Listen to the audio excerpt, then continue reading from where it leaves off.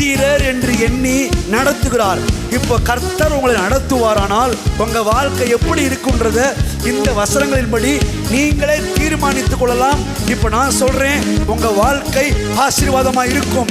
உங்க வாழ்க்கை 100 மடங்கு பலன் கொடுக்கும். உங்க வாழ்க்கை ஐஸ்வர்யமுள்ள வாழ்க்கையா இருக்கும். உங்க வாழ்க்கையில நீங்க மகா பெரியவர்கள் ஆவீர்கள். உங்க வாழ்க்கையில நீங்க வர வர விருத்தி அடைந்து மகா பெரிய ஆட்களா இருப்பீர்கள்.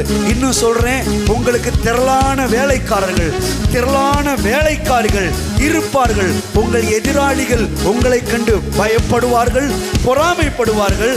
அடுத்த தேசத்துக்காரன் உங்களை கண்டு அரண்டு போகும்படி கர்த்தர் உங்களை உயர்த்தி வைப்பார். அப்படியே உயர்த்தி உயர்த்தி நடத்தி நடத்தி கொண்டு போய் வயசான பிறகும் உங்களை ஆசீர்வாத வாய்க்காலாக அநேகரை ஆசீர்வதிக்கிற ஆசீர்வாதத்தின் ஊற்றாக கர்த்தர் உங்களை உயர்த்தி வைப்பார். இதுதான் கர்த்தர் தம்முடைய புத்திரனை நடத்துகிற விதமாயிருக்கிறது. ஹல்லேலூயா.